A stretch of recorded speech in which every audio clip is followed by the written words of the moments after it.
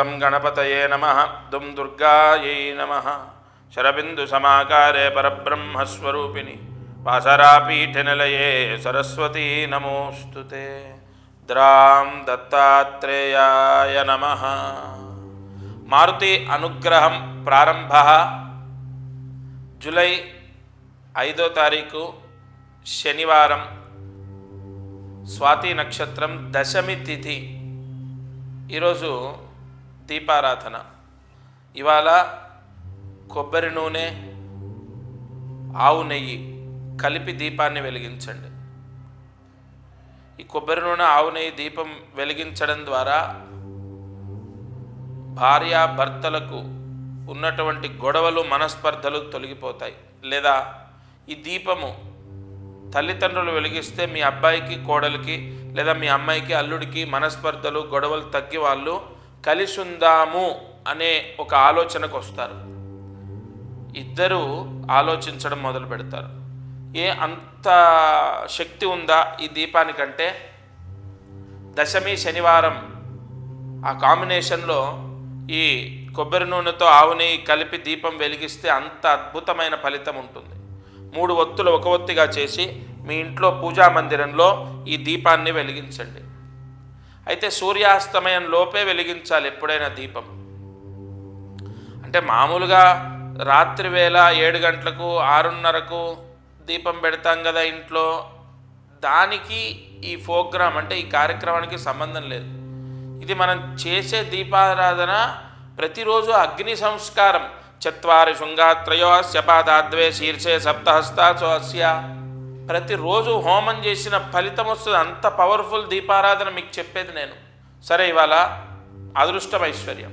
మృగశిర నక్షత్రం వాళ్ళు ఈ నెల ఏ పరిహారం చేసుకోవాలి? ఇవాళ మృగశిర నక్షత్రం వాళ్ళు అదృష్టం ఐశ్వర్యంలో నేను చెప్పిన పరిహారం చేస్తే సంపూర్ణ జాతక దోషాలు పోతాయి.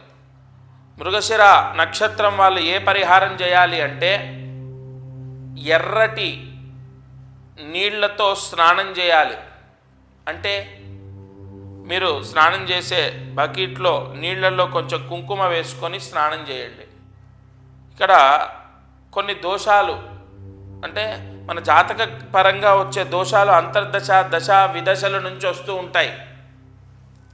ఆ దోషాలు పోవడానికి స్వాతి నక్షత్రంలో ఈ స్నానం చేయాలి. మృగశిర నక్షత్రం వాళ్ళు తప్పనిసరిగా ఈ ప్రాయశ్చిత్తాన్ని ఆచరిస్తే మృగశిర నక్షత్రం వాళ్ళు ఈ పరిహారం చేస్తే ఖచ్చితంగా, అంటే కుంకుమ స్నానం అంటే ఈ రక్తవర్ణంలో ఉన్నటువంటి జలంతో స్నానం తప్పనిసరిగా మీకు ఈ నెలలో ఊహించని గొప్ప ఫలితాలు మీరు పొందుతారు. కుంకుమ వేసుకోండి, ఒక 2 చెంచాలు వేసుకొని నీళ్ళలో కలుపుకొని స్నానం చేసి మళ్ళీ విడిగా నీళ్లతో శుభ్రం చేసుకోండి. కొన్ని పరిహారాలు ఆచరించడం ద్వారా చాలా, అంటే ఎన్నో పూజలు పునస్కారాలు చేసినా రాని ఫలితం వస్తుంది. ఈ రోజున ఈ పరిహారం మృగశిర నక్షత్రం వాళ్ళు చేయాలి. ఇక మంత్రం, ఈరోజు మంత్రాన్ని జాగ్రత్తగా రాసుకోండి. ఓం శ్రీం రాం గణపతయే నమః. ఓం శ్రీం రాం గణపతయే నమః. ఓం శ్రీం రాం గణపతయే నమః. ఈ రకార శబ్దంతో ఉన్న గణపతి నామాన్ని పలకడం ఈరోజు 9 సార్లు రాసి 108 మార్లు జపించాలి. ఈ మంత్ర జపం ఎవరు చేసినా వారికి విద్యాయోగము, సంపూర్ణ విద్యా జ్ఞానం కలుగుతుంది. పిల్లల గురించి తల్లిదండ్రులు చేస్తే వాళ్లకు చదువు, మంచి కీర్తి ప్రతిష్టలు, అంటే బాగా చదువుకోవడం, బాగా ఎగ్జామ్స్ రాయడం, మంచి పేరుని సంపాదించడం అనేది జరుగుతుంది. ఈరోజున్న ముహూర్తంలో ఈ మంత్రం చదివితే అంత అద్భుతమైన ఫలితం వస్తుంది. అయితే సూర్యాస్తమయం లోపు ఈ మంత్రాన్ని చదవాలి. ఇది ఇవాల్టి మారుతి అనుగ్రహం కార్యక్రమం. అయితే ఒక చిన్న మాట, ప్రతిరోజు ఈ కార్యక్రమంలో చెప్పే పరిహారాలు చేస్తున్నారు. దీపారాధన, నక్షత్ర సంబంధితమైన పరిహారాలు, అదృష్టం ఐశ్వర్యానికి సంబంధించిన పరిహారాలు, కార్యసిద్ధి మంత్రం చదవడం, ఇలా ఎన్నో చేస్తున్నాం. ఇవన్నీ కూడా సామూహికంగా అందరూ చేసుకునే పరిహారాలు నేను చెప్పడం జరుగుతుంది.